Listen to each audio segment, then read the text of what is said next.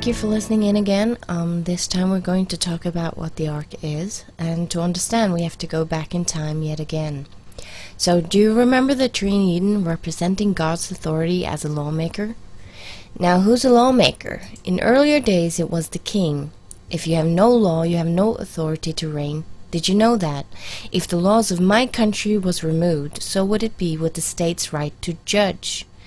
Government would have no power without laws. Who cares what the Prime Minister says, or the President, or the King for that matter? If there is no national law, there simply isn't anyone to answer to. Calling yourself a king or a leader would be an empty scam. You would only be it in name only and not for real. So the tree in Eden was symbolic of who their king was, who they would have to answer to in case of a crime. But they never knew sin. They didn't know what stealing, lying, or killing was. They didn't know what it was like to worship other gods. Because in the garden there were no sinful thoughts in the mind of men. So their loyalty was shown in a harmless symbol that was a beautiful piece of nature. The rejection of obedience to the Creator Father and worshipping one's own needs, the combination of these two are the start of the path that leads to all sin. Which is why Eve, rejecting God's command and exploring her own lust, was the start of sin. When each individual starts this path, there is no limit as to where it can end. So these two combined is the secret of the birth of sin in the world and in each individual man.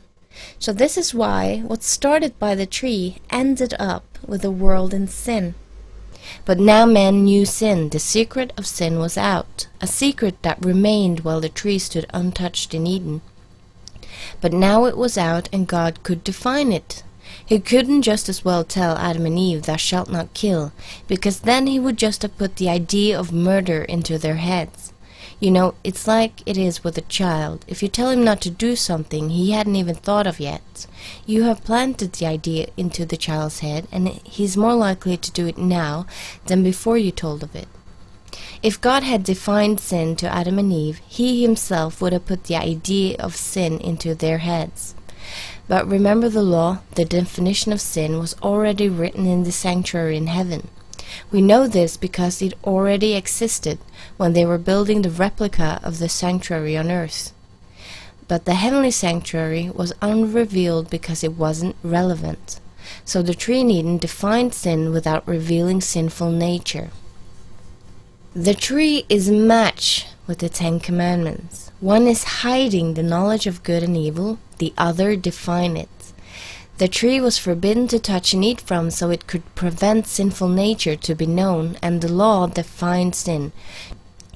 In the first book in the Bible, we learn that Adam and Eve was refused the right to eat from the tree of life, because they had eaten from the tree of knowledge of good and evil.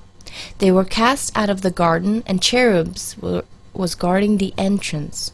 In the last book in the Bible, we are told, "Blessed are they that do the commandments, that they may have the right to the tree of life and may enter through the gates into the city." So the Ten Commandments is here the new tree of knowledge of good and evil that we can't eat from if we want access to the tree of life. Now we have this today as well.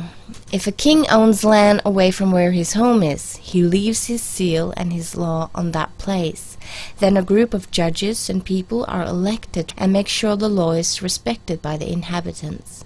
So even though the king isn't present, they are reminded who they are to be loyal towards.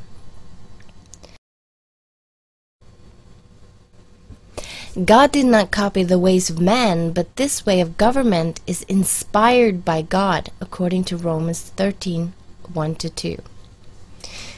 Now, God's home and seat of regency is in heaven, but he left the tree in Eden as a seal of who the planet's creature owned loyalty to.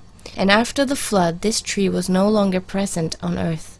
So when God met with Israel on Mount Sinai, he told them to build him a home away from home, on his property, the earth.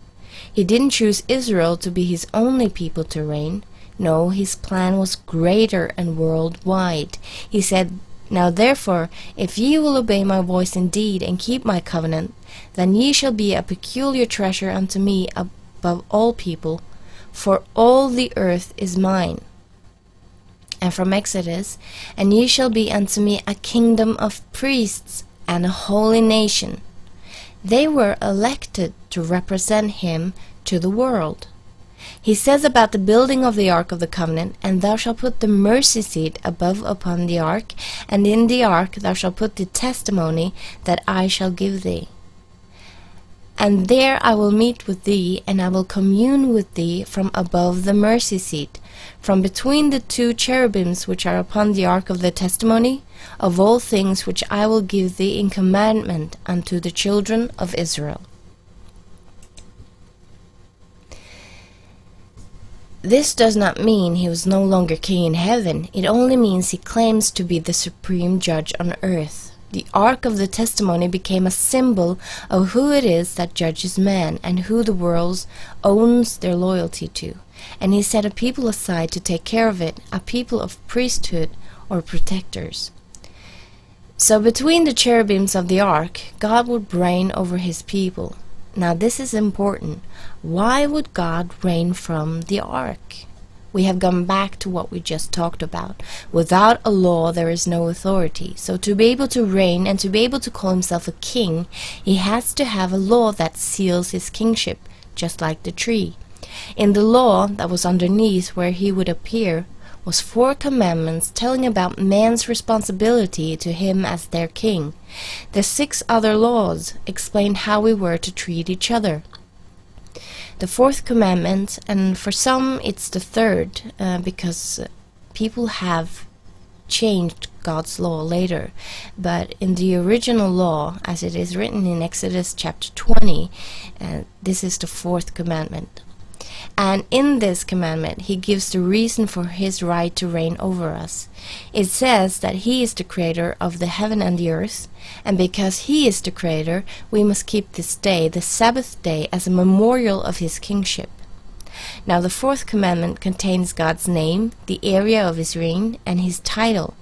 You see this today as well, because the information is needed. All nations put it on their money and their seals. The king's or leader's title and his area of reign. Simply to show people whose law they have to keep in the country they are in. So God does this. He places his seal on the law and asks Moses to build an ark, a place for him to dwell. The law and his seal is then placed within it. The law is the base of his dwelling place. Maybe you can begin to see what a big deal this ark really was. Now notice the law doesn't say, I'm the creator of Israel. No, in the seal it says that he is the creator of the earth, nothing less. The tables of the law and the ark is therefore relevant to everyone on the planet. The claim he is making involves all of us, not just a few elect. Through this law, he claims to be the supreme judge of the entire planet. He says, for all the earth is mine. So when the seal says heaven and earth, sea and all that is in them, then the rest of the law concerns the inhabitants of the entire earth. In Revelation chapter 14, the last book in the Bible, we see the message being given to all of the world, to all nations, tongues and people, to worship the Creator. So God's message of obedience go out to everyone and not just one nation. So what is the ark actually? The ark is several things. The first thing we learn about it is that the ark is a symbol of a kingship, meaning that the ark is the earthly throne of God. Does that mean that the ark belongs to Israel? No. It belonged to the Creator, and it was placed amidst the children of Israel because he wanted them to be a kingship of priests and a elected people with a specific task.